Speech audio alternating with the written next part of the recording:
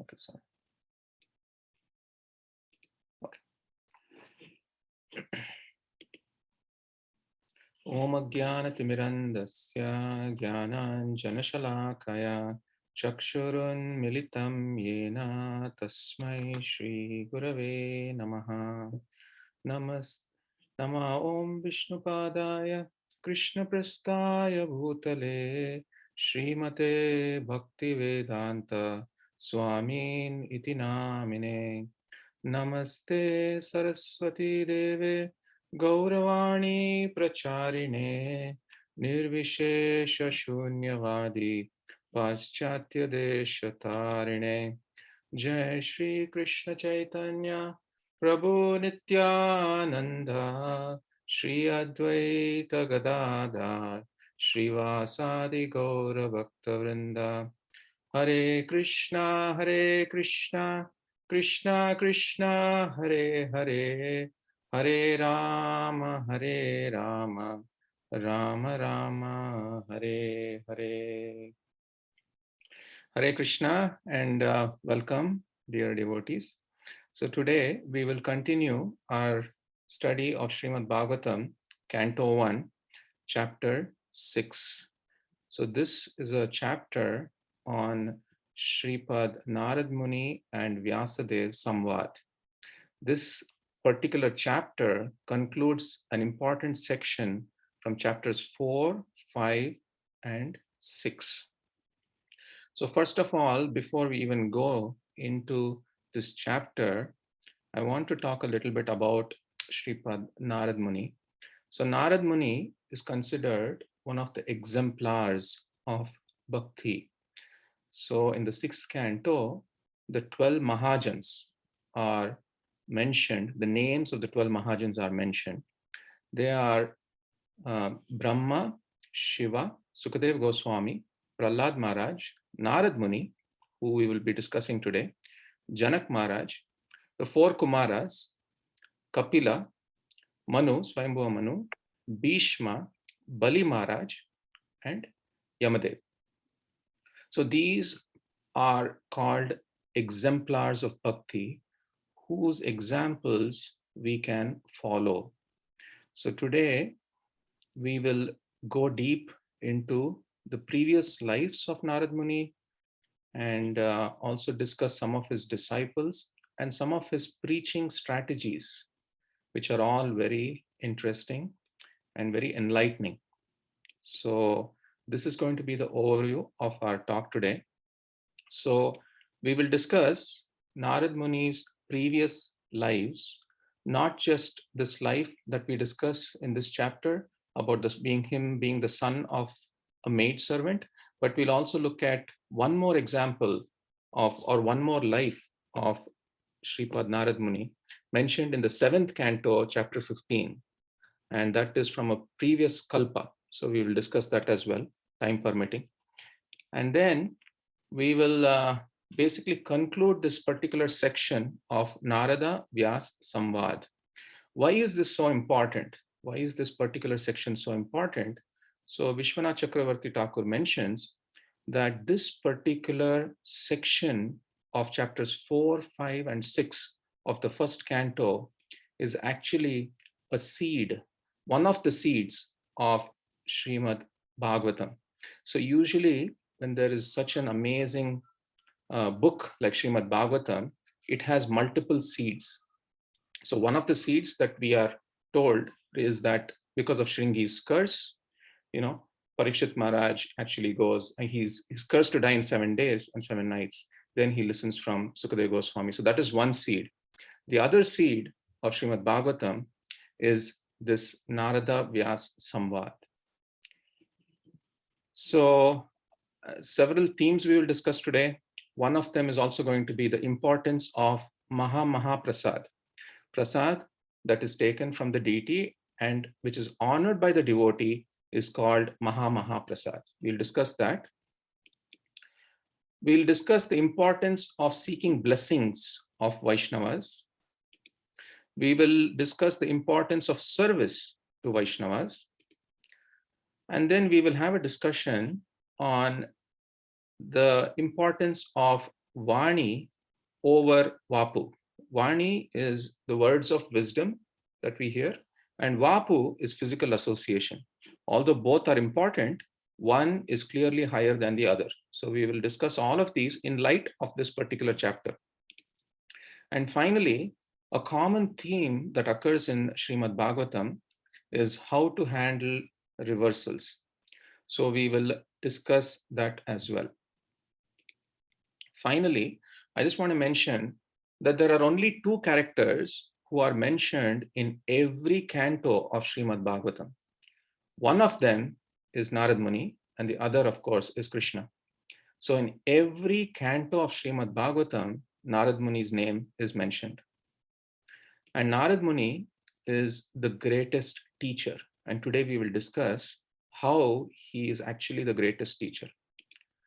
And we will discuss some of Narad Muni's disciples and also some of the interesting strategies that Narad Muni used to elevate the consciousness of some of his disciples.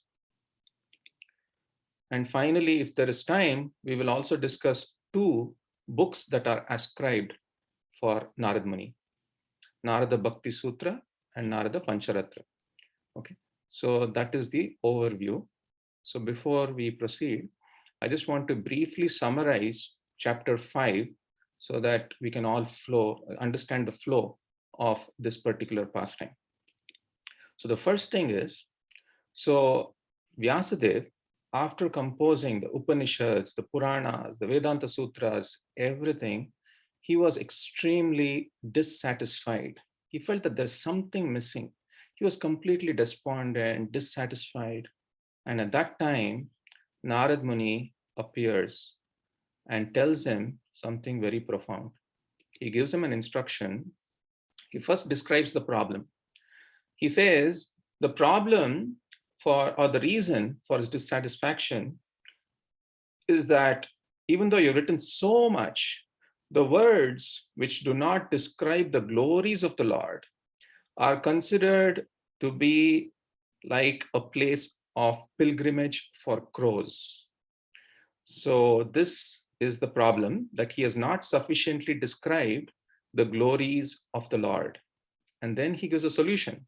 He says, on the other hand, that book or that literature which fully describes the transcendental glories of the name, the fame, the form, and the pastimes of the Lord can bring about a spiritual revolution in the lives of every misdirected person in this world. So such transcendental books, such transcendental literatures, even if they're imperfectly composed, even if there are faults in their composition, are heard, sung, and accepted by purified men who are thoroughly honest. So this is that famous verse, Tadvag Visargo Janataga Viplavo Yashmin Pratishlokam Abadhavati Api Namani Anantasya Yasho Kitaniyat Shrinvanti Gayanti Grinanti Sadavaha. Shrinvanti Gayanti Grinanti Sadavaha. So everyone benefits here. The hearer benefits, Shrinvanti. The speaker benefits, is Gayanti. And Grinanti are the people who accept this message in their heart. So everyone benefits if a book is composed or if a literature is composed which glorifies the Lord. And Vyasadeva takes this to heart and then composes Srimad Bhagavatam. After this, Srila Vyasadeva starts asking Narad Muni about his own previous life. Tell us about how you came into Krishna consciousness. We usually ask that when we meet for the first time. Tell us, how did you come into Krishna consciousness? So similarly, Srila Vyasadeva is asking Narad Muni, please tell me about your previous life. How did you get this transcendental body and so on? And as we discussed last week, Narad Muni was the son of a poor maid servant. So this was in the previous kalpa. Okay. And I'll describe to you later what a kalpa is and so on.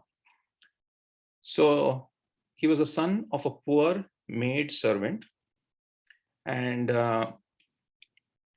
it so happened that in the 4 months of Chaturmas, the sages, a few sages, also known as Bhakti Vedantas, they entered the house of Narad Muni and his mother. And so in this way, the saintly devotees continued their stay in the house for 4 months during the rainy seasons. So typically during the rainy seasons, the sannyasis, the swamis, the saintly people wouldn't travel. So they actually stayed in the house of Narad Muni for 4 months. So what happened during these 4 months? Narad Muni got a wonderful opportunity to serve and get the blessings of these wonderful Bhakti Vedantas. So Srila Prabhupada elaborately describes about this one particular aspect. So I was able to find some quotes from Prabhupada's lectures and also from the purport of this particular verse. So he mentions, simply by doing a little service to the yogina, one becomes very blessed. Little service. So what type of service was Narad Muni doing? He was a small boy of 5 years. So the Bhakti Vedantas or the sannyasis, they would call him and say, you boy, bring me this, do this, just wash my clothes, just set up my bedding, like that. Very, very small menial services, wash this dish and so on. But Srila Prabhupada mentions that that devotional service is actually so powerful that it elevates a person's consciousness. And in the purport to this particular verse, he says, his complete energy was engaged in the service of the Lord and his devotees, and therefore he became an immortal sage. Such is the powerful action of devotional service. So this is one important point, that Narad Muni actually got to serve these wonderful Bhakti Vedantas.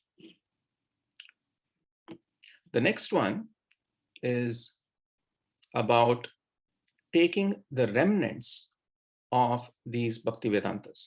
So whatever, after they had finished eating, Narad Muni had the good fortune of taking or accepting or honoring the remnants of these wonderful souls. So here our acharyas explain some very important things, that there are 3 important forms of mercy. Chaitanya Charitamrita repeatedly mentions this, and I'll quote this.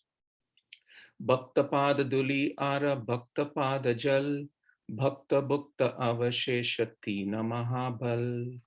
So here, 3 forms of mercy are described. What are they? Bhaktapada Dhuli. What is Bhaktapada Dhuli? The dust of the feet of a devotee. The next thing is Bhaktapada Jal. Bhaktapada Jal is water that is washed the feet of a devotee. And Bhakta Bhukta Avashesha. So this is the remnants of the food left by a devotee. So this particular verse mentions that there are 3 powerful substances. Can you all please mute? I think, Vishal, can you mute? So there are 3 powerful substances that are the best forms of mercy that one can get. So I'll repeat again: Bhaktapada Duli, Bhaktapada Jal, and Bhakta Bhukta Avashesha, Tina Mahabal, extremely strong spiritual potencies, Mahabal. So how do we understand this? So I'll just give you one example from Ramanujacharya. So Ramanujacharya, once after taking prasad, he was walking with 5 sannyasis near a pond. And he, after eating, some remnants were there. So he threw some of the remnants into the pond. The fishes in the pond that tasted these remnants immediately accepted 4-armed forms and climbed the Vaikuntha airplane which came there and went back to the Vaikuntha Loka. So the sannyasis were actually bewildered at the time. They asked their guru that we are taking Maha Prasad all the time, but why is this not happening to us? But this is happening to these fishes. So for that, Srila Ramanujacharya explains that these creatures have no free will. and therefore they make no offense. So they get the full benefit of Mahaprasad at once. But you, with your free will and human intelligence, make offenses, and thus you hinder your own progress. So this is an example of the importance of Mahaprasad.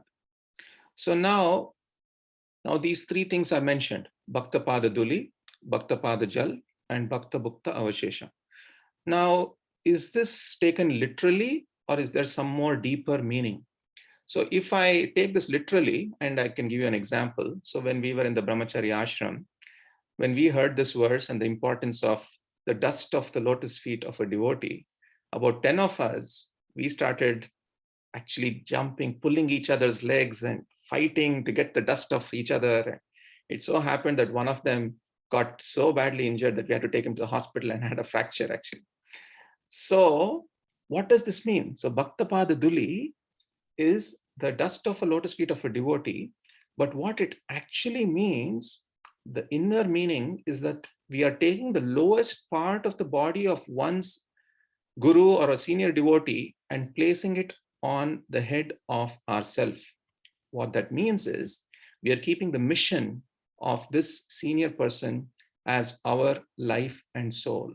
That is the meaning, the internal meaning of Bhaktapada Duli. Of course, externally, literally also you can do it. You'll still get some benefit, but you'll get the most benefit if you understand the external and the internal meaning. The next one is Bhaktapada Jal. So what is the internal meaning of Bhaktapada Jal? And as I mentioned, this is the Charanamrita, or the water that is washed the feet of a senior devotee. So here, by drinking the Charanamrit, we are actually begging to imbibe the qualities and characteristics of that advanced soul. And finally, Bhakta Bhukta Avashesha. So what is the benefit of this? So this is when we take the remnants, what happens is we imbibe the consciousness, the elevated consciousness of that advanced soul. So these are the three important Mahabals. And of course, there are so many bhajans about this. Like, for example, Narottam Das Thakur mentions, Prati Janme Kori Asha Charane Raduli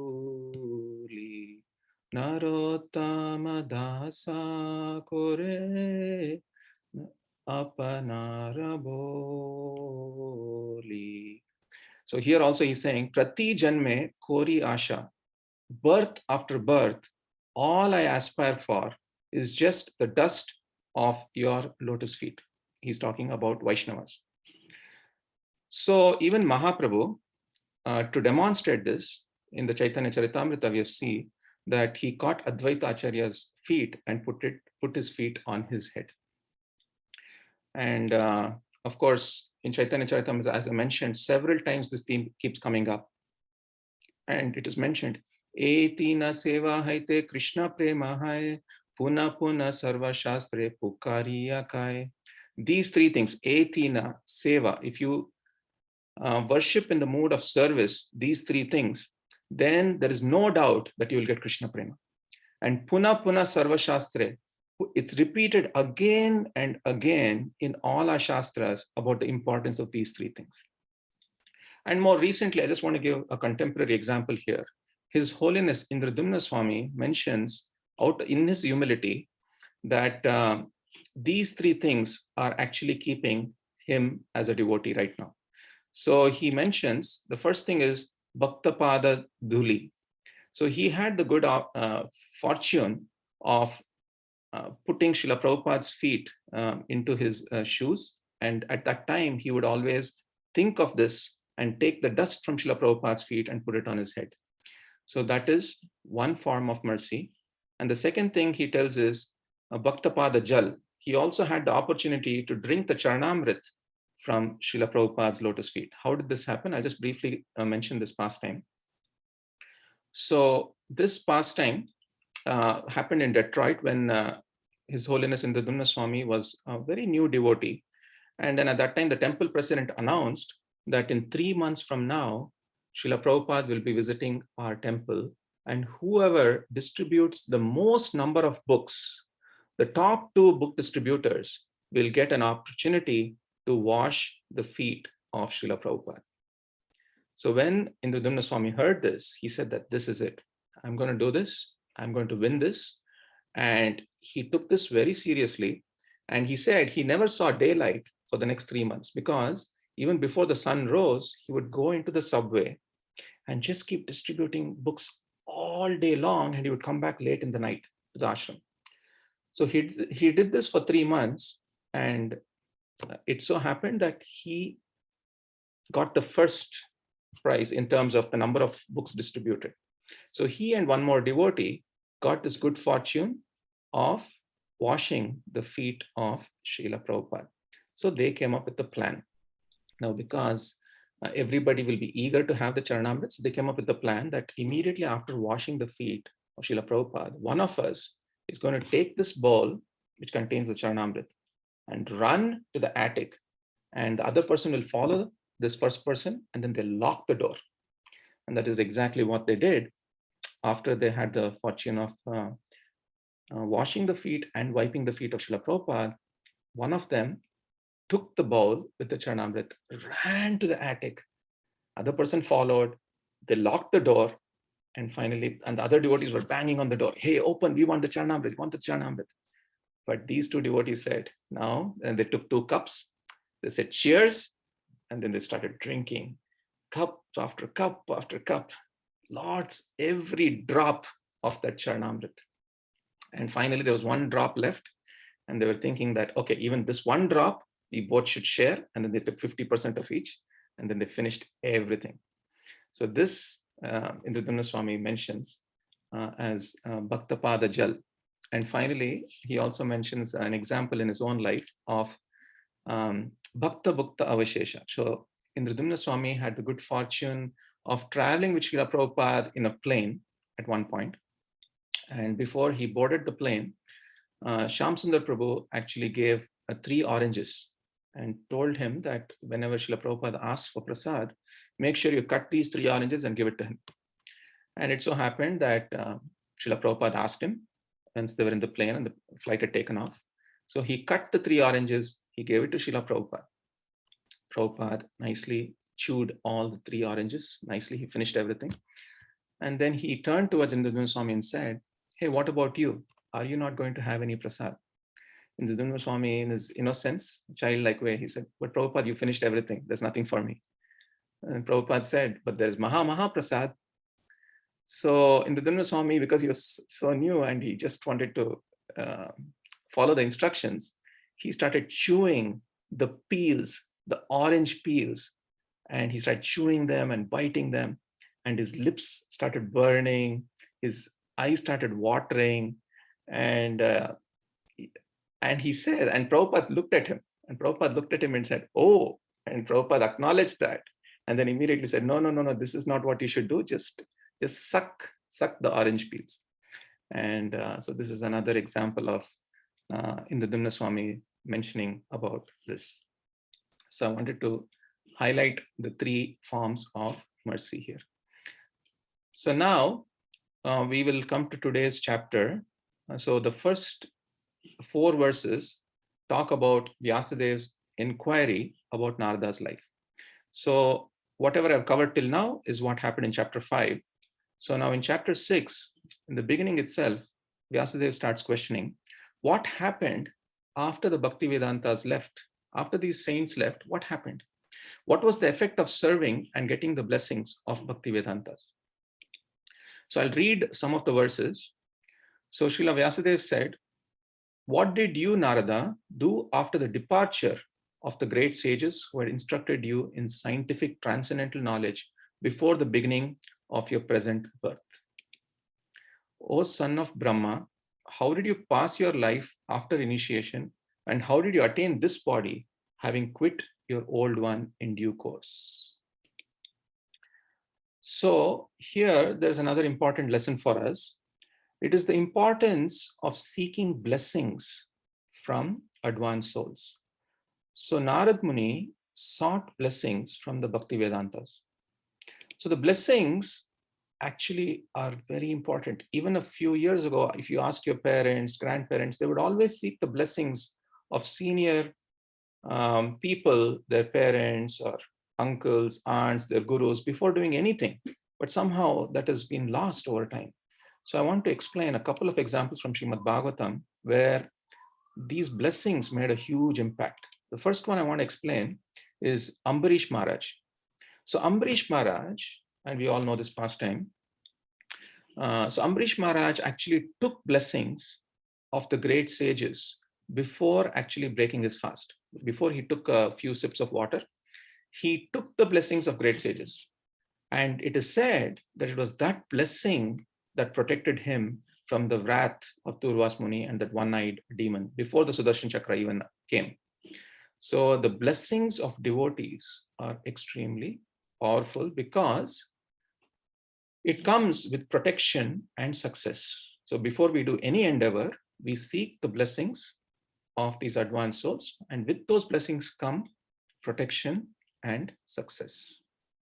And we always recite this every morning. Vancha kalpatarubhyascha kripa sindhubhya evacha patitanam pavanebhyo vaishnavebhyo namo namaha. This is also a prayer of seeking blessings from Vaishnavas. So Srila Prabhupada also demonstrated this multiple times. Before boarding the ship Jaladuta from Calcutta, he actually went to the tomb of his guru, Srila Bhakti Siddhanta Saraswati Thakur, and he sought the blessings of his spiritual master before he went on this amazing journey. And Chaitanya Mahaprabhu also mentions this. Bhakta Ashirvada Prabhu Shire Karilaya Bhakta Ashirvade Se Krishne Te Bhakti Haya. So here Mahaprabhu is mentioning that Bhakta Ashirvada Prabhu Shire Karilaya. I take the blessings of devotees on my head. And Bhakta Ashirvada say, if one takes the blessing, without the blessings of devotees, of Vaishnavas, one cannot get close to Krishna. In other words, if you take the blessings of Vaishnavas, you will get closer to Krishna very easily. And Mahaprabhu, whenever any devotees would come to meet him, he would immediately ask Swarup Damodar Prabhu to give blessings to those devotees. And this happened in the case of Rupa Goswami and Sanatana Goswami also. And finally, I just want to conclude this lesson by saying that nothing is more valuable than the blessings of the Vaishnavas. So after this, in the next section, Narad Muni speaks about his mother's departure. And there's an important lesson here on how to handle reversals. So in this particular section, Narad Muni talks about the last tie of affection that he had. I was the only son of my mother, who was not only a simple woman, but a maidservant as well. Since I was her only offspring, she had no other alternative for protection. She bound me with the tie of affection. She wanted to look after my maintenance properly, but because she was not independent, she was not able to do anything for me. The world is under the full control of the Supreme Lord. Therefore, everyone is like a wooden doll in the hands of a puppet master. When I was a mere child of 5 years, I lived in a Brahmana school. I was dependent on my mother's affection and had no experience of different lands.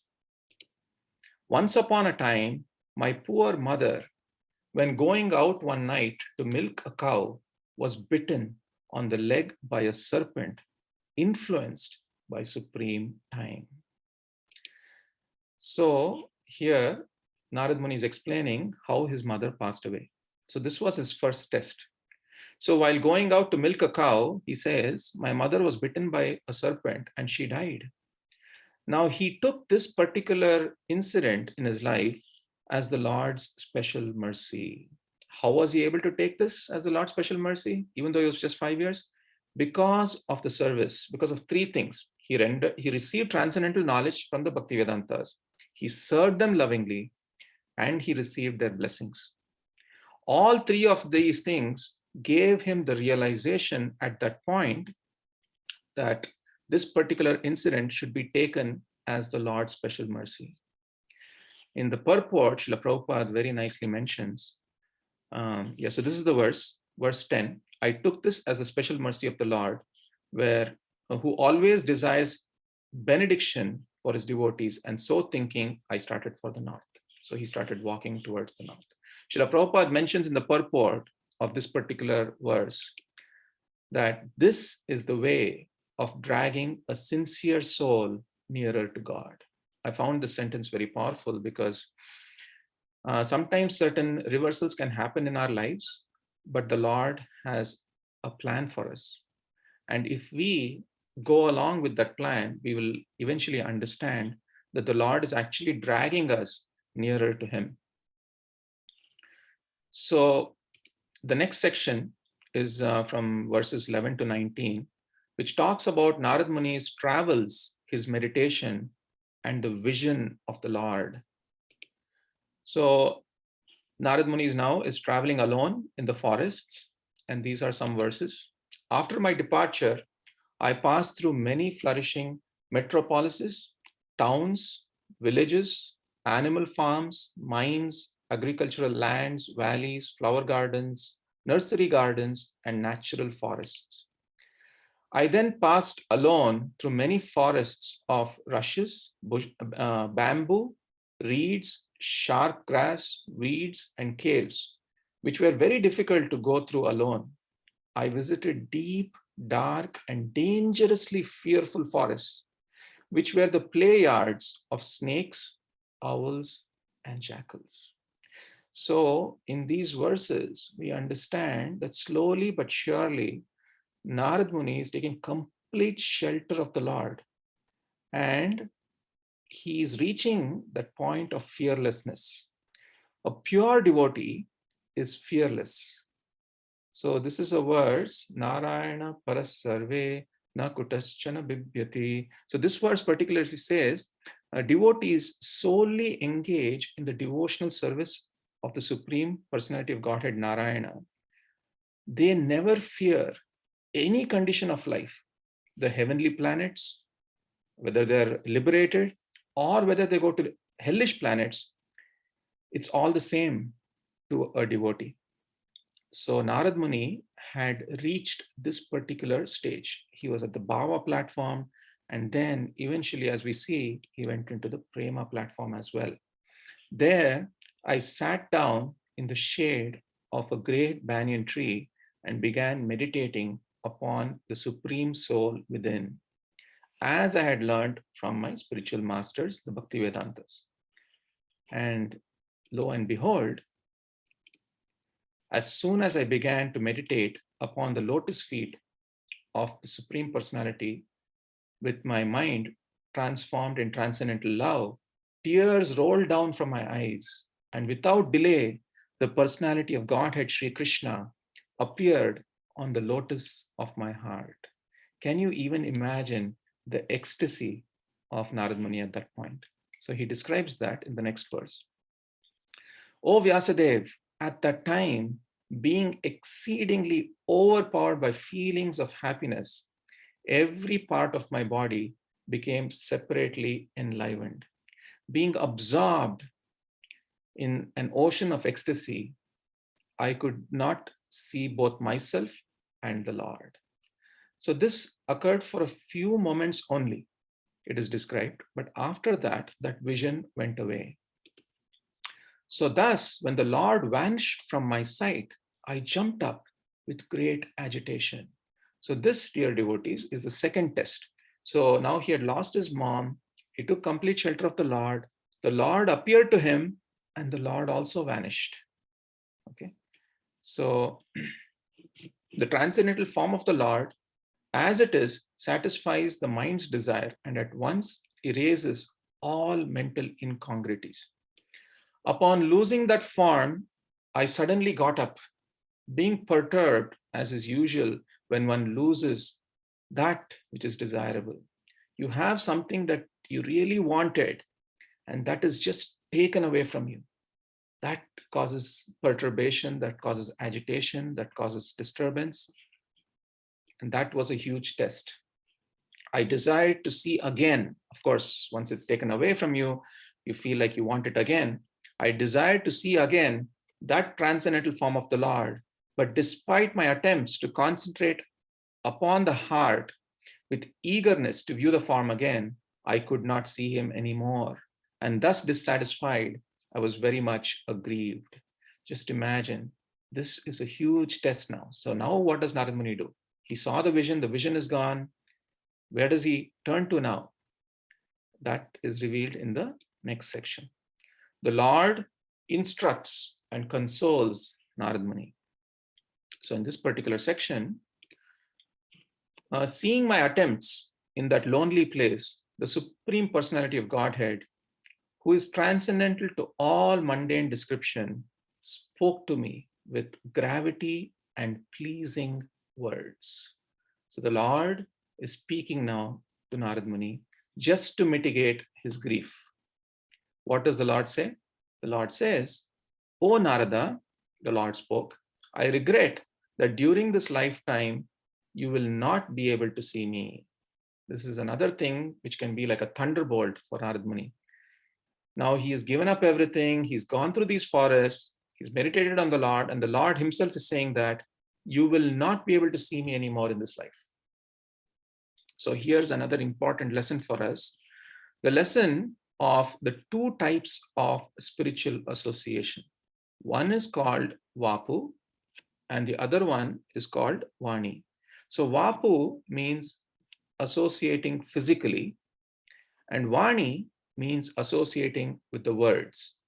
So, as I mentioned at the beginning, although Vapu and Vani are both important, Vani, that is associating with the teachings, is praised way more than Vapu.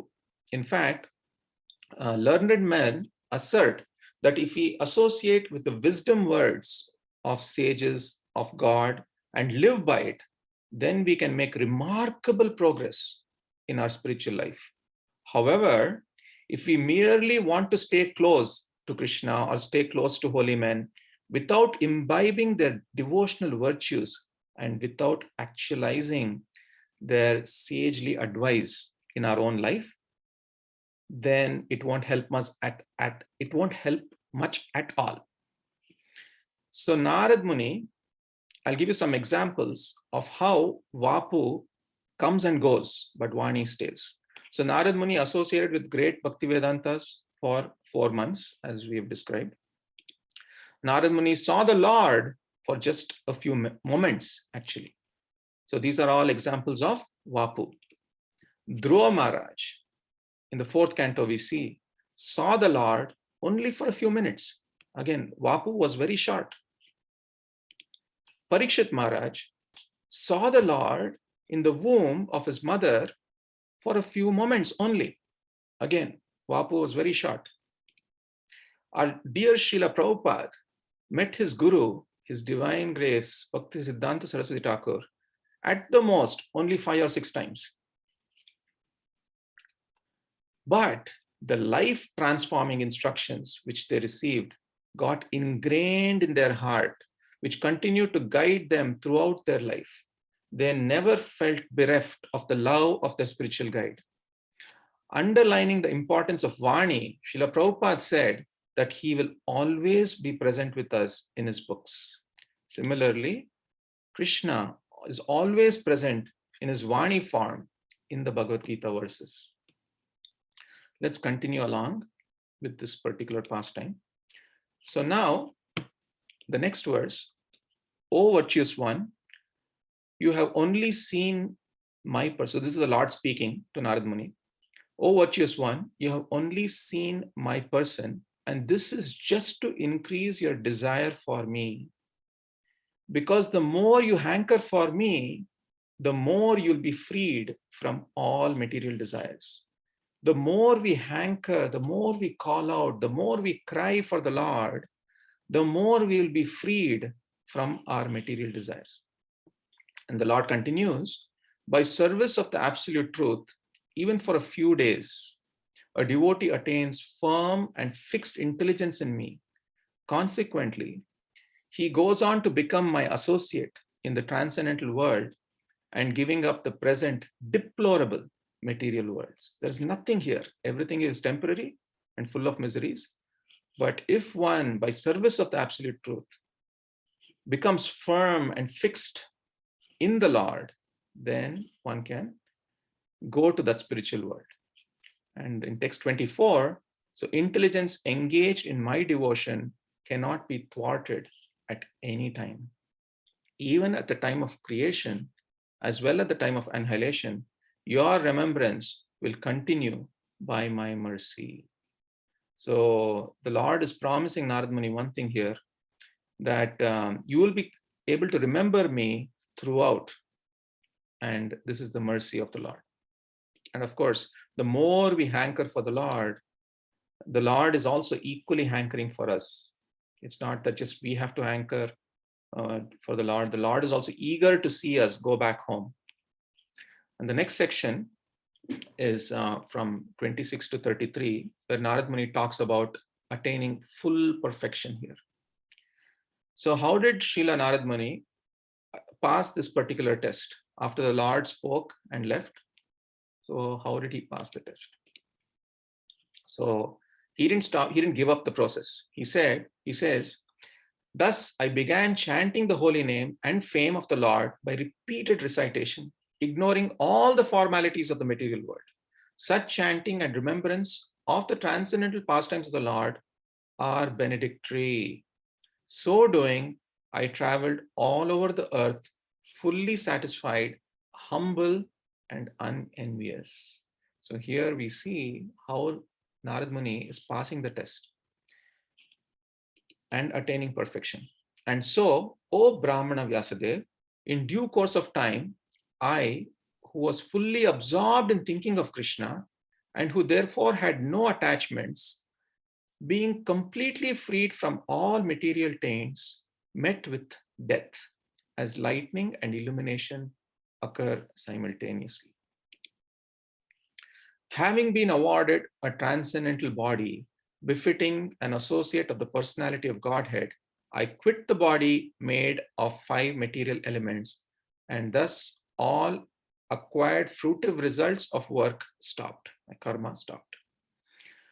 The next verse says that at the end of the previous kalpa, when the personality of Godhead, Lord Narayan, lay down within the water of devastation, Brahma began to enter into him along with all creative elements. And I also entered through his breathing.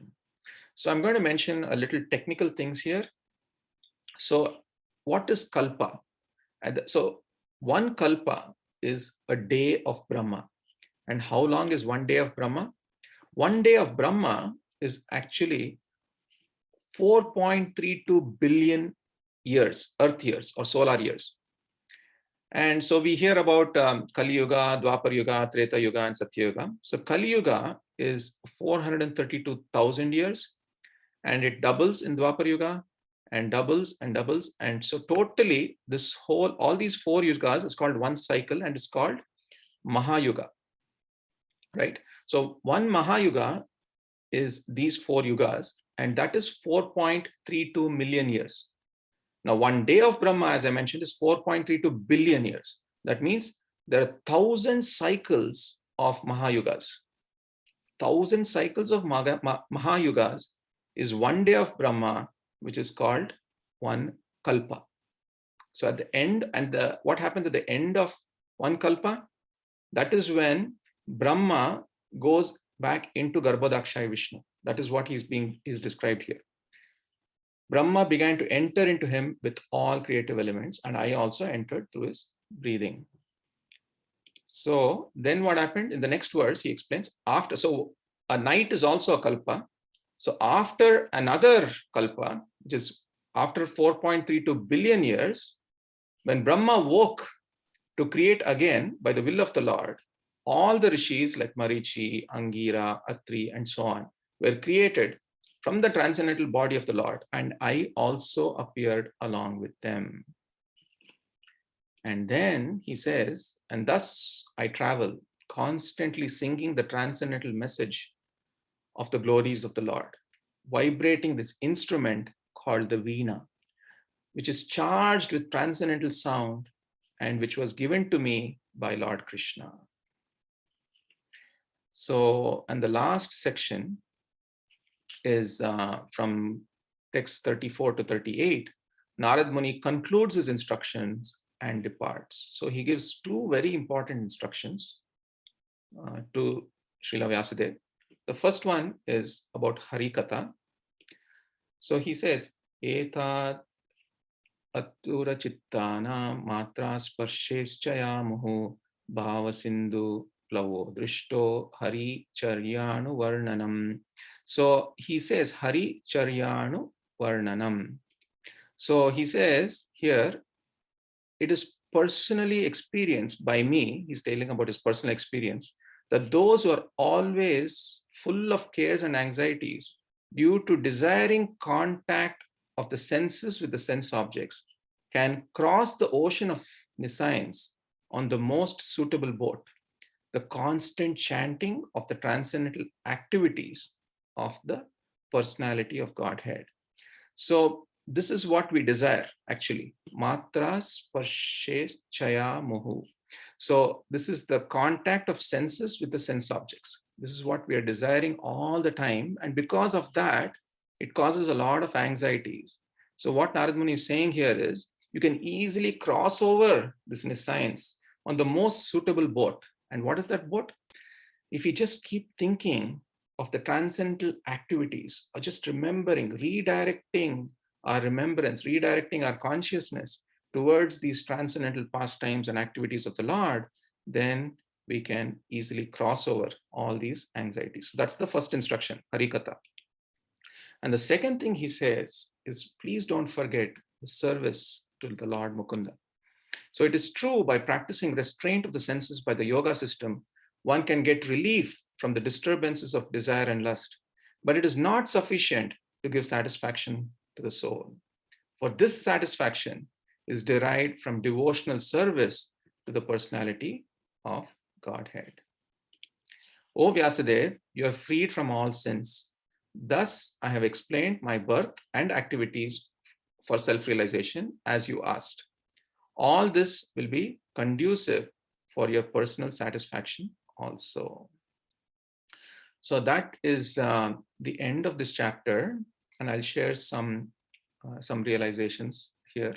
So Narad Muni is the best teacher or the greatest teacher. Why? Because he preached according to time, place, and circumstance. Desha, Kala, Patra. So one example, so Narad Muni is the guru of many.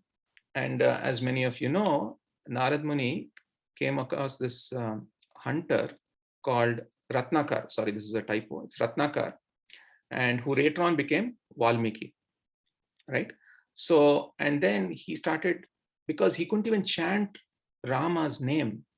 So he told him to chant Mara, Mara, Mara.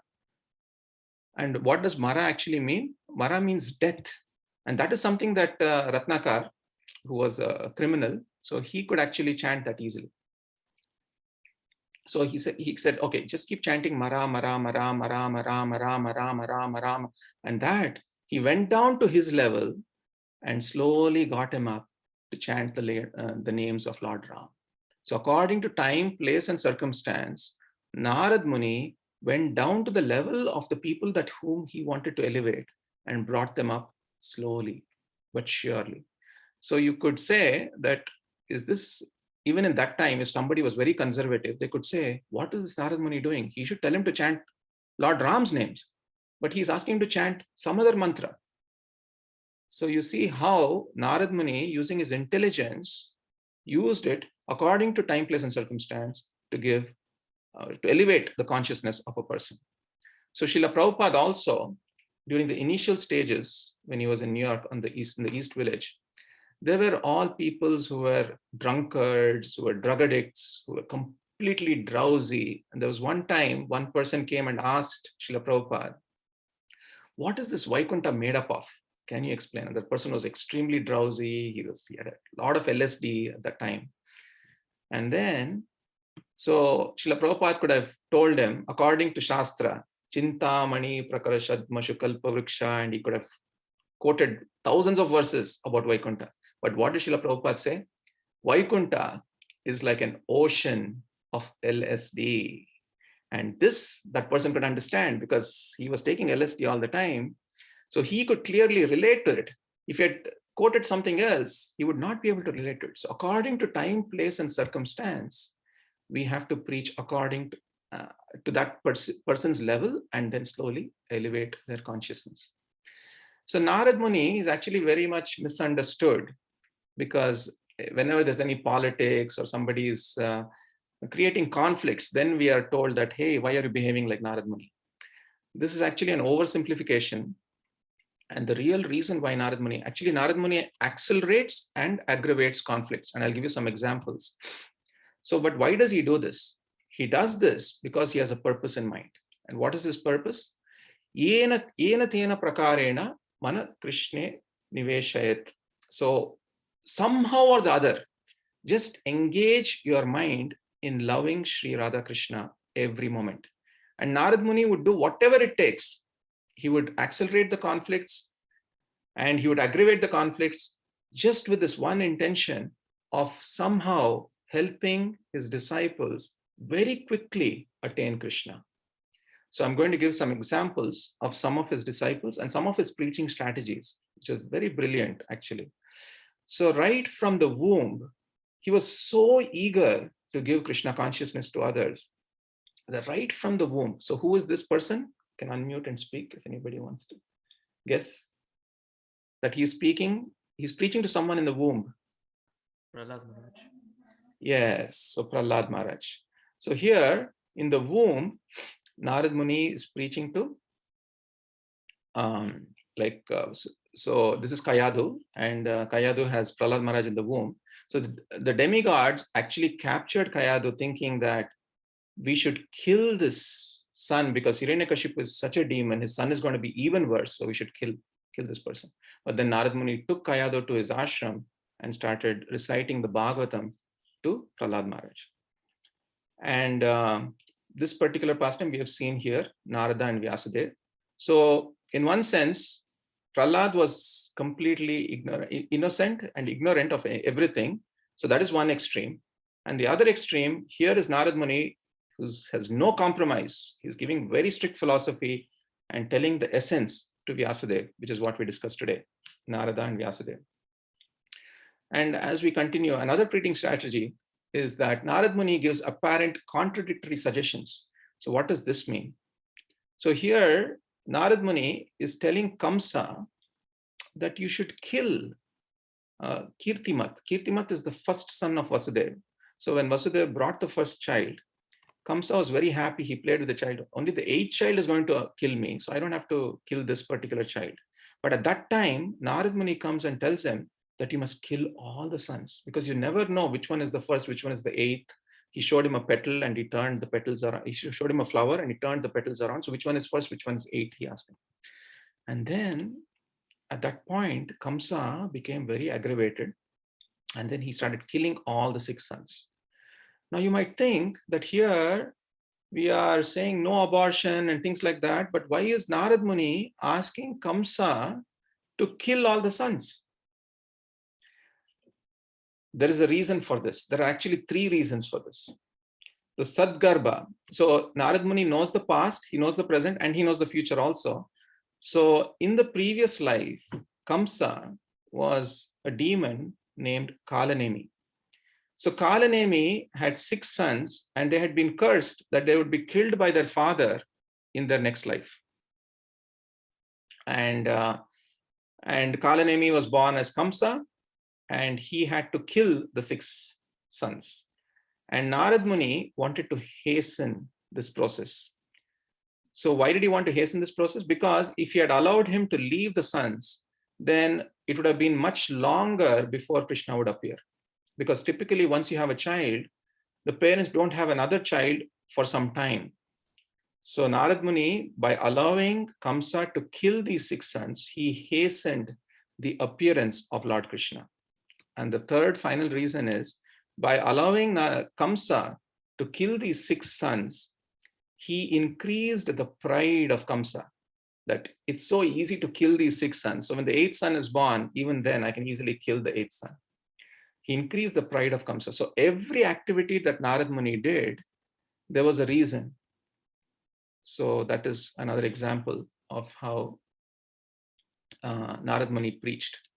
So here's another example of Mrigari the hunter. So Mrigari the hunter, he would actually torture animals. So once when Narad Muni was walking in the forest, he saw a deer which was whining in pain. It was twisting and turning and screaming out in pain. The legs were broken and chopped off, and it was crying out in pain. He walked a little further. He saw a boar which was also, the neck was slightly cut. It was an excruciating pain. And then he walked a little further, and then he saw a rabbit. One eye was not there. It was excruciating pain again. He had not killed the animals completely. And Narad Muni at that point, he advised Mrigari that you must kill the animals fully. Don't half kill them, but kill them fully. And when he started telling him this in the conversation that ensued, so Mrigari asked him, why should I kill them fully? I enjoy doing this. And then Narad Muni explained to him that by half killing them, you incur way more sin than by fully killing them. And then Mrigari completely surrendered to Narad Muni and accepted the path of devotion, where he reached to such an extent that he didn't want to even stamp on ants at that point. So here's another example of how Narad Muni slowly elevated a person from lower consciousness to higher consciousness. The next one, did Narad Muni do any bridge preaching? So this is, again, I covered this. So this is Narad Muni and Valmiki, and how he went down to his level, asked him to chant Mara Mara Mara, and elevated him to chant Rama, Lord Ram's name. Can anybody guess this particular pastime? Another disciple of Narad Muni? Slightly difficult. Here's a king. Achini Barishat. Good guess, Prabhu. Not what I had. So here's a king who was in distress. He wanted a benediction, and he came to Narad Muni for something, a request. Chitraketu. Yes. So it was actually mentioned that Narad Muni and Angira Muni both were involved in this, but Chitraketu Maharaj, actually, he had thousands of wives, but he had no offspring. He had no son. So he was very much despondent, and he was really hoping and praying for a child. At that time, Narad Muni did not give him philosophy. He said, okay, I will sanction your son's gratification. And he granted that son. And then when the son actually passed away, I don't want to go into the whole pastime. When the son actually left the body, the son was actually named Harsha Shoka, because Harsha means happiness and Shoka means distress. So when the son actually passed away, then again Narad Muni and Angira Muni come there, and that is when he gives the philosophy. Because he knew that if he had given the philosophy the first time, Chitraketu Maharaj would never have taken it. So he allowed the sense gratification to go on. So this is one example where Narad Muni allowed or sanctioned the sense gratification also. So these are different strategies that Narad Muni is using. There was no stereotyped way by which he would preach. Every single disciple that he had, it was something creative, something new. So this is an example of Narada and Angira with Chitraketu Maharaj. And the next one, which you'll all be able to guess, I think. So which one is this? All of you know this. Which pastime is this? Who are the disciples here? Trees. Arjuna trees. Yes. What are the names? Nalakuvera and Manigriva. Nalakuvera and Manigriva. Yes. Thank you, Kamesha. So every curse by a pure devotee is actually a blessing. So here, Nalakuvera and Manigriva were cursed to become trees, the Amal Arjuna trees, and on the courtyard of Nanda Maharaj. And even though it appeared like a curse, it actually turned out to be the greatest blessing for them. They were cursed to be in the courtyard for 100 years. And in those 100 years, they were able to witness all the transcendental pastimes of Krishna. And at the end of those 100 years, Krishna delivered them. And then they made most amazing prayers, because these prayers were deep with realizations. So sometimes when you are in thought of a painful situation, that deepens your realizations. So when you make a mistake and you're constantly reminded of that mistake, and they had to remember their mistake for 100 years, and that completely purified them and delivered them by the mercy of Krishna. So this is another way of how a curse is a blessing. And then the next one, can anybody guess this one? This is Prachetas. Yes, yes. So this is the sons of Daksha Prajapati. So the 10,000 sons of Daksha Prajapati. So the Daksha Prajapati wanted all of his sons to get married, enter Grihastha ashram, and continue their the progeny. You know, that was his main seva. And so Narad Muni, so when they went to take bath before they were all getting married, Narad Muni preached to them. Narad Muni told them that what is the use of all this creation and all these things? You should all become saints and go back home to the spiritual world in this life itself. And they all became brahmacharis and sannyasis, and they went back home in this lifetime, in that particular lifetime itself. Then Daksha had to create 1,000 more sons. And again, Narad Muni preached to each of them and again asked them all to become sannyasis. So then Daksha got really upset and he cursed Narad Muni. Daksha cursed Narad Muni this time. Daksha cursed Narad Muni that you will not be allowed to stay at any place for a long time. And this curse happened to be the greatest blessing for Narad Muni, because now he could travel wherever he wants without any visa. Go here, wherever he wants, and then he could preach the message of the Lord. So in this particular case, a curse given to a pure devotee became a blessing. In the first case, a curse given by a pure devotee became a blessing. And the last one, can anybody guess this one? Dhruva Maharaj. Dhruva Maharaj is the example here. And as you all know, here, actually Narad Muni tested Dhruva Maharaj. He kind of checkmated him, actually. If you look at the discussion that happens here, it's very interesting. So Narad Muni says, come on, you're a small boy. Parents always get angry with parents. I mean, parents always get angry with children. Why don't you just go back and play?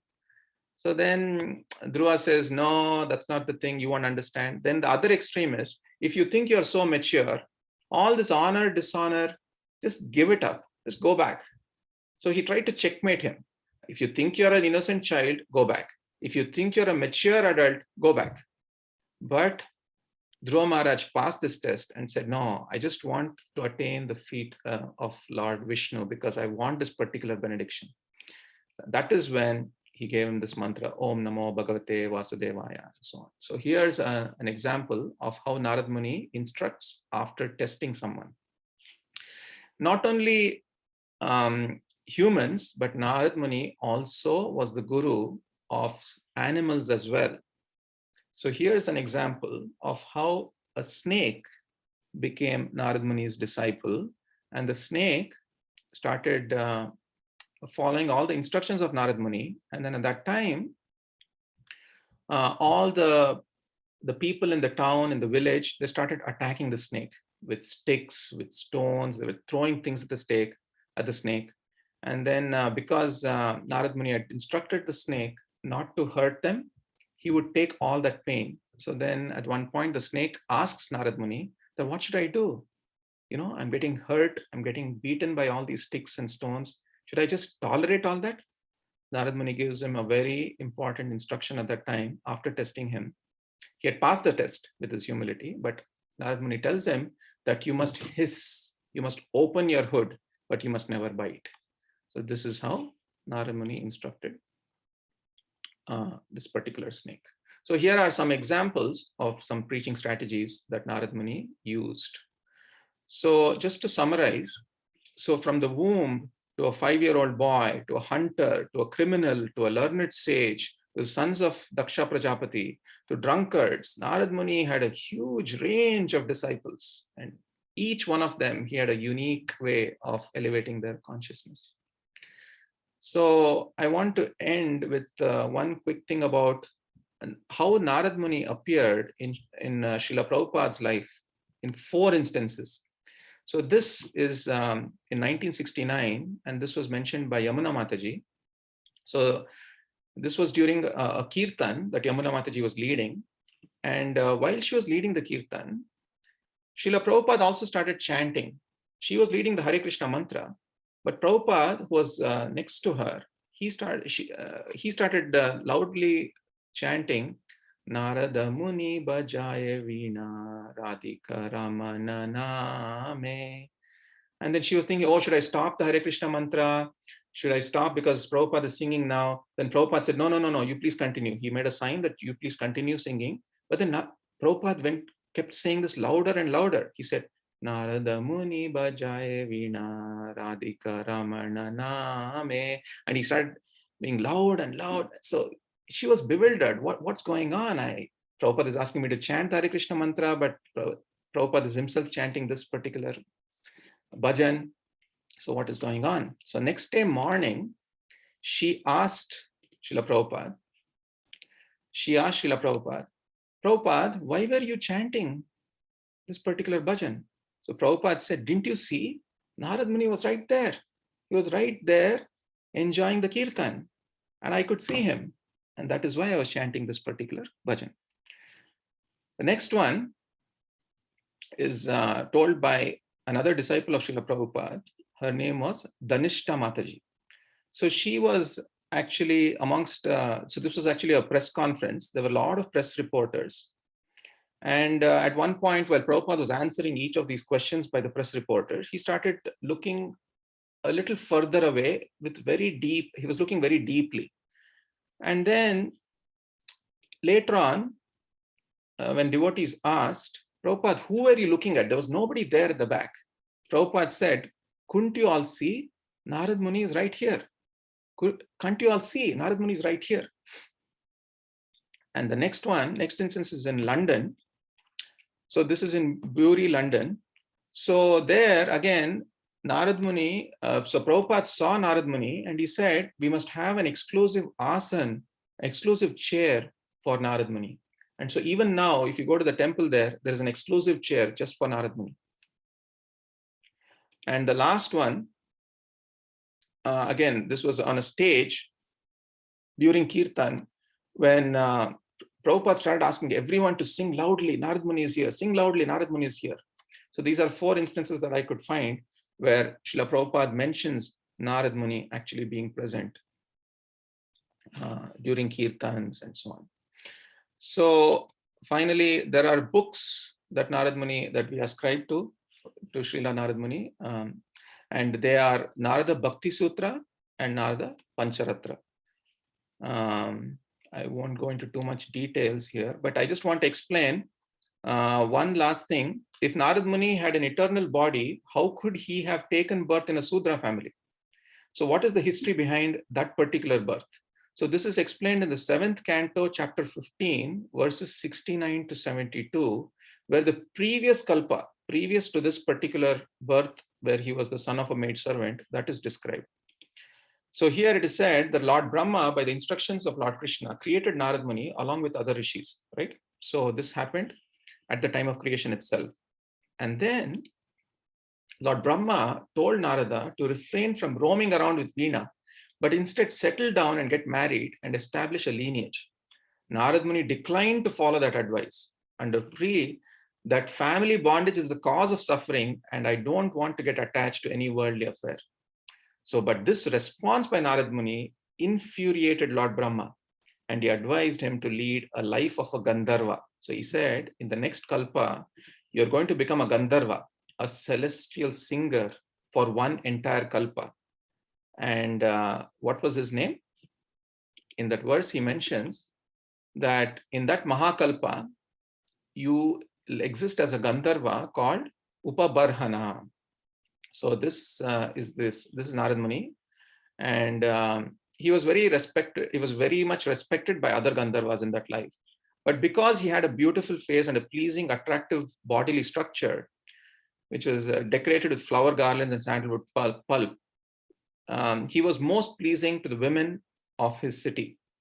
And thus, he was bewildered and always feeling lusty desires. At one particular ceremony, when he was supposed to sing for the Lord, he started developing lusty desires to a particular woman, and then he went off in his tune of singing, and that is when he was cursed. And this is in verse 72, I believe, where he says he was cursed with these words: because you have committed an offense, may you become a Shudra devoid of beauty. So I'll stop here. Thank you all so much. And sorry, I went a little over. Any questions, comments, criticisms, please share. Thank you. Hare Krishna. Hare Krishna, Prabhuji. Wonderful class as always. Very nice flow. So many lessons. It clearly, I loved the way how you correlated everything with many examples, and to bring out the point, like about Mahaprasadam, then about blessings of devotees, and then about what was the third one? Well, one of them was Vapu being more important, Vani being more important than Vapu, and then finally the diverse preaching landscape of Narad Muni. So it was amazing. Thank you so much. So I have a question. It's also a little technical, but if you can shed light on this. So I was also discussing this once with Karan Prabhu. So in case of Narad Muni, we understand that yes, he served the Mahajanas, and then due to that service, he got bhakti, and that's how he was able to see Lord Vishnu when he meditated, right, in his heart. Similarly, Dhruva Maharaj also, he followed the instruction of Narad Muni, and that's how he could see. Although he did Ashtanga Yoga, he did the yogic process which was prescribed for Satya Yoga, but he did it under the instruction of Narad Muni. So he did it as a bhakti, yogi. But in Bhagavad Gita, in the 6th chapter, Krishna talks about Dhyana Yoga. Now in that Dhyana Yoga, he talks about like all these bodily postures and things like that. And then he the perfection there of Dhyana Yoga is said to be when we see the Lord of our heart, which is the Paramatma in our heart. By doing Dhyana Yoga, we see the Paramatma in our heart, right? And then so is that seeing of Paramatma in the heart, does that give rise to bhakti? I mean, we say that Karma Yoga, like Jnana Yoga, the ultimate goal is Brahman. With Dhyana Yoga, the ultimate realization is Paramatma. And with Bhakti Yoga, the ultimate is Bhagwan, right? But at that point, when through Dhyana Yoga, a yogi sees the Paramatma in the heart. So what is that exactly? Like, does it stop there? Does the realization stop there? Or and how does he get bhakti after that? Because he has meditated, right? He has not had association of any devotee. At least Krishna doesn't mention like that in the chapter, because the association of devotees comes later in the 9th chapter, Machitta Madgata Prana Bodhayanta Parasparam and things like that. So yeah, great question, Prabhu. I've also thought about this. As this pastime itself continues, so after witnessing the Lord in the heart, Narad Muni did not stop there. He was more eager. He was hankering more for bhakti. He was hankering more to associate with the Lord. So if it had stopped there, then that is the end. But as you rightly pointed out, bhakti leads to Bhagavan, which incorporates all these three things, right? Brahman, Paramatma, and Bhagavan. So Narad Muni actually continued the process and went deeper and attained. So Dhyana Yoga led to Bhakti Yoga. But in Dhyana Yoga that Krishna talks about, he doesn't speak about like association of devotees. Like what I mean to say is in Narada Bhakti Sutra itself, Narad Muni says that Bhakti Sanjayate Bhakti. Bhakti can come only by Bhakti. So what we could translate it as is Bhakti comes by Bhakti, that Bhakti is actually the mercy of devotees from whom we get Bhakti. So that's how Bhakti comes from Bhakti. Yes. But in case of Dhyana Yoga that Krishna talks about in 6th chapter, that I'm a little confused, because if we say at one point that okay, one realizes Paramatma and then graduates to Bhakti, but then where was the association of devotees? Because Bhakti brings Bhakti, right? Yes. So Dhyana doesn't bring Bhakti. Bhakti should bring Bhakti. Correct. So, well, in this particular pastime, he did get the association of Bhakti Vedantas. Yeah. So it's almost like a combination of the two in this particular pastime. So yeah, I think that's. I want to kind of reconcile by saying that when we realize Paramatma through Dhyana Yoga, it is actually as good as a Vaishnava association, because Paramatma is actually expansion. He's not just Vaishnava, he's actually Vishnu himself, Krishna himself in a way. So that association graduates the person to bhakti, which then kind of the Bhakti Sanjayate Bhakti fits in. But yeah. Okay. Thank you, Prabhu. Thank you. Anyone else? Any thoughts? Hare Krishna Prabhu. Hare Krishna Vinay Prabhu. Krishna Dandot Prabhu. Like amazing class as always. I really like the pictures, the pictorial like the representation, like Narad Muni, the Bhakti Vedanti is sitting and Narad Muni serving them. Then every scene was like, it was like a movie, watching a video, and like gave the feel of the actual situation. Narad Muni and as they were sitting, then his mother dying, then his mom going for milking and like getting bitten by serpent. Each and everything was amazing, Prabhu. And how you connected like Narad Muni's like preaching strategy, I mean, and how it connects to Prabhupada, and how Prabhupada was like was so much deeply connected with Narad Muni. Like hearing about this topic specifically was like really amazing. I really loved each and every point you made, and about the like why Narad Muni sometimes creates conflict part, that also I loved.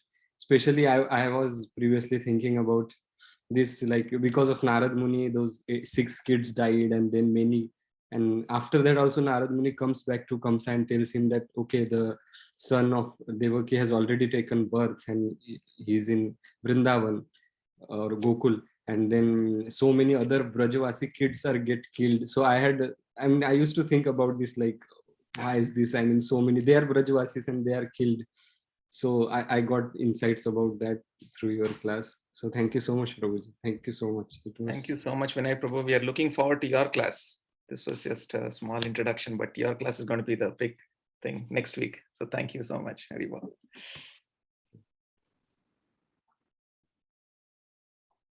Hare Krishna, Gaur Kumar Prabhu. Hare Krishna, amazing lecture, Prabhu. Like me, Simran, when I was just listening, I was just telling, like, wow, what a powerful lecture it is. Like there is, it's has your class. Definitely a lot of like strong points, and I really love the flow of Narada Muni of your presentation, like starting from what happened in previous kalpa, and then how like what like how much like I think I really appreciated understand or trying to understand what impact and Vaishnava can have on a jivatma or on like any living entity, and all Narad Muni's pastimes with every one of them, they have very different mood. The purpose, the end goal is same, but the mood is very different, and the way he has acted is very different. So I think they were all like very really thoroughly enjoyed this class, and lot of like there's just like plethora of information, and I feel like I want to like listen to this um lecture again. So thank you for that, Prabhu. I just had one question for you. So so all of us are trying to like like try to get close to Krishna and get back to Godhead. So um should we always try to be a pure devotee, or is it like I mean, I don't know how to phrase this question, but should we always try to be that pure devotee, or we just do whatever we have in our capacity, and wherever that lets us, it lets us? So we are aspiring devotees, and we should not aspire to go back home, back to Godhead, but we should aspire to just be in the association of devotees. Because as long as we are in the association of devotees, we'll get the opportunity to serve senior devotees, we'll get the opportunity to preach, we'll get the opportunity to associate with Krishna. So as Narottam Das Thakur mentions, Prati Janme Kori Asha, Charan Nera Duli. So I just want birth after birth after birth. The only thing I want is just to be in the association of devotees. That's it. That's it. And then everything else will fall in place. Then Krishna can use me however he wants. Krishna can use me in the service of some devotee, in some outreach and whatever. So that is how I think, Mataji. I hope it answers. Okay. Thank you very much, Prabhu. Kameshwar Prabhu. Hare Krishna Prabhu, Dandavat Pranam Prabhu. Dandavat Pranam Prabhu. Excellent class, Prabhu. Really enjoyed. Like, we got a lot of inputs. Really very amazing class. Prabhuji, I have just a couple of questions. Like you told about the remnants of the devotees. So what do we need to take permission of a Vaishnava to take his remnants? Like, or can we take it without knowing him? Like he's in Padaduli also. Padaduli, do we need to take a permission, or can we, whenever we get a chance, we can take it? This is a great question, Kameshwar Prabhu. So one answer, of course, if you're serving that devotee alone and if there's no one else, then you have to take the permission. You have to take the permission. But if you're in a temple setting where that prasad, Maha Prasad is freely distributed, then you must not think that, hey, I haven't taken permission. You must just go for it. You should just go for it and get that mercy. So that's my understanding. I wouldn't hesitate. And it should not be like you are embarrassing that person by taking that Maha Prasad in front of the devotee. You're actually doing it behind the scenes. So I think we should be eager to get the remnants. That's my understanding. If anybody else wants to share anything. In the purport, Prabhupada writes that, so I think... even in the verse, actually, it is mentioned that with the permission of the Bhakti Vedantas. No, but in the purport, Prabhupada writes that although Narad Muni took it with the permission of the Bhakti Vedantas, it is okay to take without permission also, he writes. Something like that he writes. I'm trying to find that purport. But oh yeah, only by their permission. And here Prabhupada writes, purest Bhakti Vedantas, there are, so okay. Okay, such remnants may be taken even without permission of pure devotees. Yeah. The Bhakti Vedantas are as above mentioned, were pure devotees, and the boy became infected with their qualities of purity by their association and by eating once the remnants of foodstuffs taken by them. Such remnants may be taken even without permission. Thank you, Prabhu. Thank you. Does that answer? Prabhu, I have one, yes, Prabhu, I got it. But one more question, Prabhu. Prabhuji, you mentioned that Kamsa's previous life was Kalanemi, but actually, in previous Jaya Vijaya's previous incarnation is Trata Yuga, Ravana Kumbhakarnas, but why Kalanemi in between came? So Kalanemi is the son of Hiranyakashipu in the previous life. Okay. So I can send you the references. So Kalanemi is the son, and his 6 sons. So Kalanemi's 6 sons went to Brahma to ask for benedictions. Okay. So then when Hiranyakashipu found out that his grandchildren had gone to Brahma without approaching him, he cursed them. He cursed them that in your next life, your father Kalanemi himself is going to kill all 6 of you. That is the whole history. Before Prahlada, the Kalanemi born to. Yes. Before Prahlada. So. Yes. Okay. Okay. Thank you, Prabhu. Okay, Prabhu. Thank you, Prabhu. Very well. Hare Krishna Prabhu, such a wonderful class. Thank you. This was so many realizations. In fact, the last Kalanemi, the name appears in the Vishnu Sahasranam also. Sa Kalanemi, Yavirya, Shauri, Shura, Janeshwara. So I don't know how it appears there also, but it also appears there. And so Prabhu, the 3 things that you mentioned: the dust of the lotus feet of the Vaishnavas, service to the Vaishnavas, and eating and honoring the what were the 3 things again? If you can repeat. Bhaktapada Duli or Bhaktapada Jal, Bhakta Bhukta Avashesha Tina Mahabal. Bhaktapada Duli is the dust, Bhaktapada Jal is the water, and Bhakta Bhukta Avashesha is the remnants. Got it, Prabhu. Thank you. It was so wonderful. And also, you mentioned the different preaching strategies of Narad Muni. They were so enlightening. And also, it reminded me of the Mrigari story of Narad Muni, where he uses. I remember a class which I attended, where they said that he uses a different strategy with Mrigari to encourage him to realize his. Maybe you can mention that and enlighten me also, Prabhu, because suddenly I'm drawing a blank. What strategy he uses there? So Narad Muni used amazing words of wisdom, Prabhu, at the level of people. So here he actually, in the case of Mrigari, from what I remember, of course, someone else can mention if they know. I think I'm suddenly remembering. So he said, "Why are you leaving the animals half killed? Why don't you just fully kill them?" Yeah. And so that may be shocking to us as we listen to it. Yes. But it resonated with Mrigari for some reason. Yeah. That is. Yeah. And then Mrigari got reformed after that. He got reformed after that. Yes. Thank you, Prabhu. Such a wonderful class. Thank you, Prabhuji. Thank you. You're supposed to be in the plane now. How come you are? No. Plane landed and I got home at 9:06, Prabhu. So I heard the whole class. Oh, okay. Thank you. Yes. Hare Krishna. Thank you. Hare Krishna. Hare Krishna, Prabhuji. Hare Krishna, Parishit Prabhu. Hare Krishna, Prabhu. Amazing class. I really like the pictures, as Vinay Prabhu mentioned, and you explained the internal meanings of all these 3 aspects. They were really good. I have a quick question. So you mentioned about Vapu and Vani, right? And Vani is superior than or important than Vapu.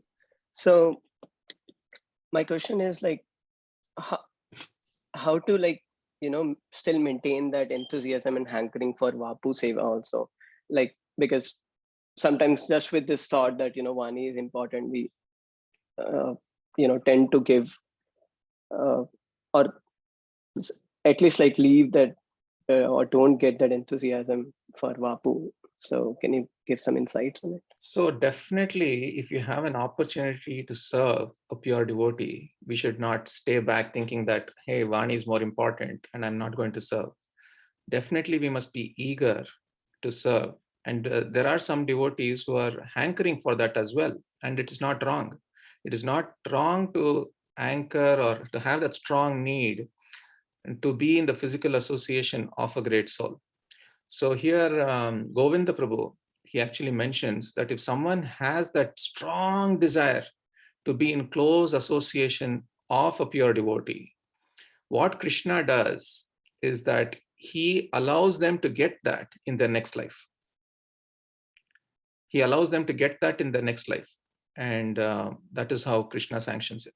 So it's not wrong, but the words of wisdom, as we also talked, I gave several examples also where Vapu can be temporary and can be taken away, but Vani is always there.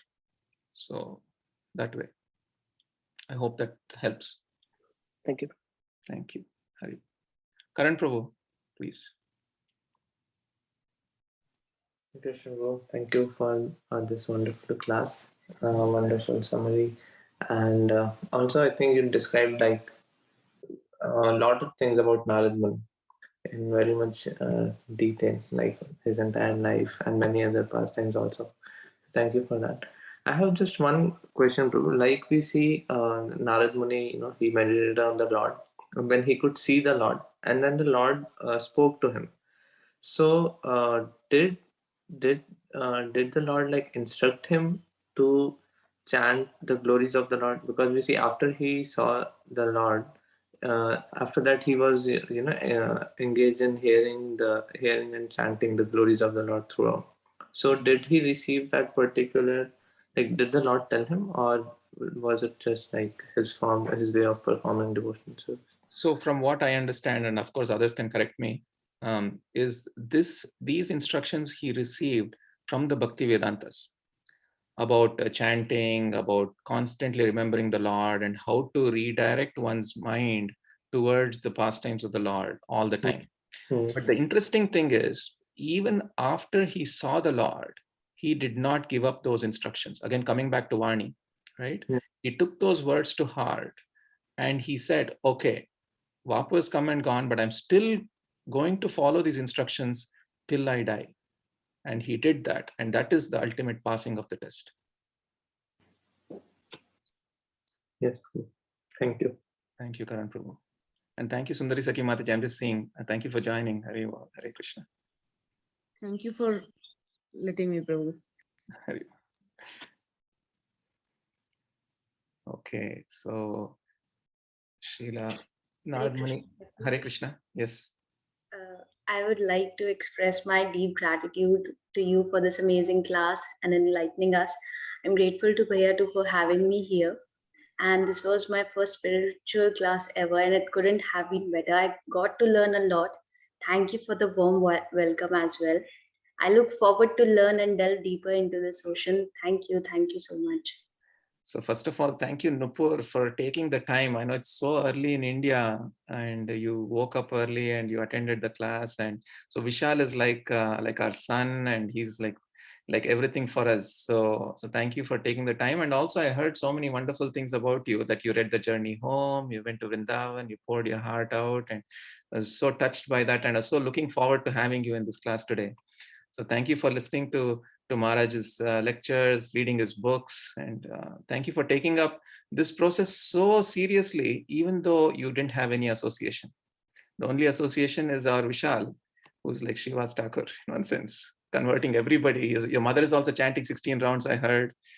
And it's wonderful to see how nicely you're progressing, and you will continue to progress. So thank you for taking the time and being here. Thank you very much. Thank you, Prabhuji. Okay, so Vanchakalpatarubhyasya kripa sindhubhya cha patitanam pavanebhyo Vaishnavebhyo namo namah. Ananta Koti Vaishnav Vrinda ki jai. Srila Narad Muni ki jai. Srila Prabhupada ki jai. Hari Bol. Hare Krishna. Praise Gaur Kumar Prabhu ki jai.